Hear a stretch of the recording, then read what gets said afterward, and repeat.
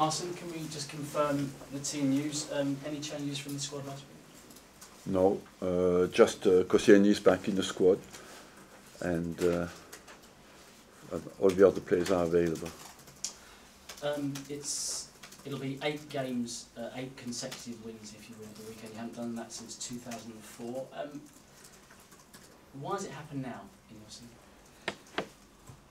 Because we have confidence, because we have our players back, and because we play the football we want to play, and that's basically the ingredients you want. And we won a few games in the last minute, you know, a little bit of things that sometimes in the scene goes against you went for us.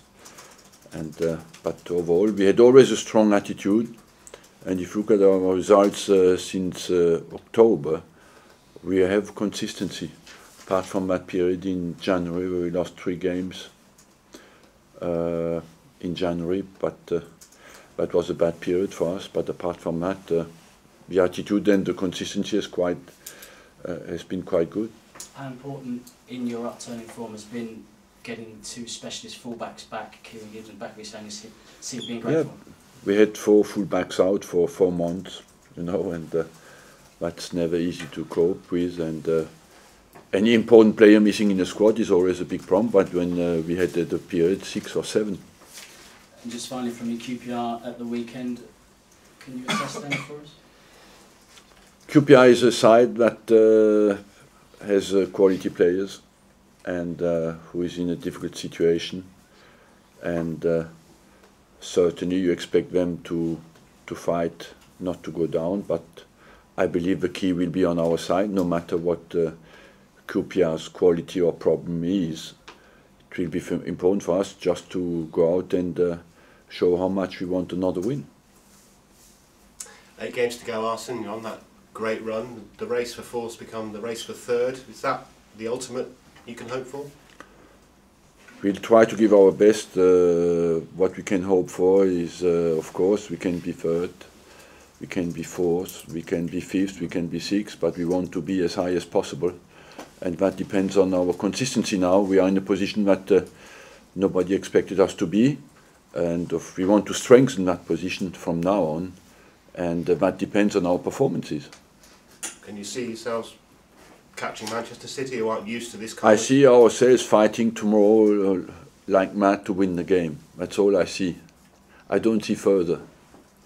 So it looks like Champions League again next season, and you'll start it with a touchline ban? The fight is there for us. It's a possibility, yes, but it's not guaranteed, and we want, of course, to be in there.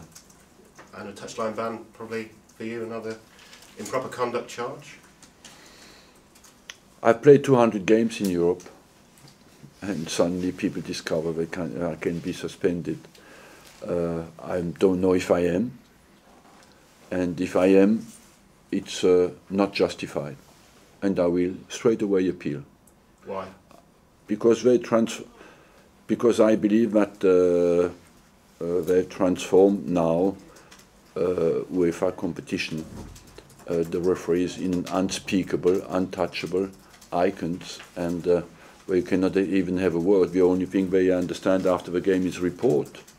And I believe that when you have 25 years basically consecutively in Europe, you can still ask the referee that you can have some discussion with him. And it's very difficult to understand.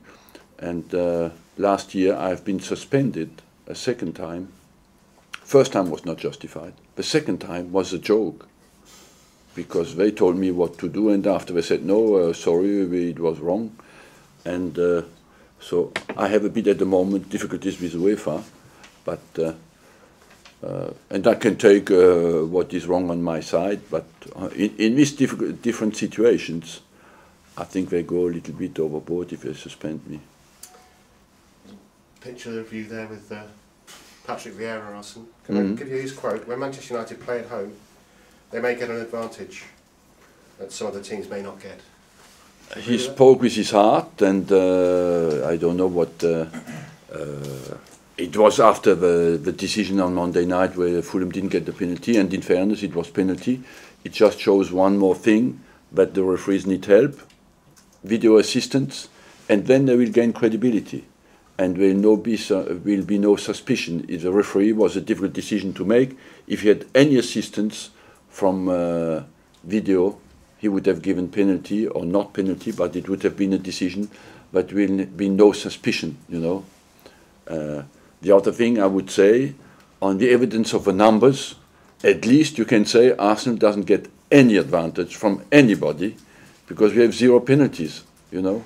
So that's what comes clearly out is on our side, we do not get only no penalties, but we get penalties against us who are not penalties this season. So that at least keeps us out of that fight. But that argument then would be disproved by that almost because Arsenal are a big team, not getting, you say, penalties. No, I look at the numbers. We have today, Man United got 7 penalties at home, Man City got 7 penalties at home, Arsenal 0. So you cannot say at least we come out of that with no advantage from anybody. So we are very happy. Are there mind games in Japan and France as much as there are in England? It's always, yes, of course. Everywhere. I don't think it has a big influence on the players. You know, the players are focused on achieving what they want to achieve, and I must say it just puts the referees under more pressure to perform well. But I believe that in this, for example, in this situation on a Monday night, you don't suspect the referee not to be honest. He's certainly honest, but he has to make a decision in a fraction of a second, where you can understand it's a very difficult decision.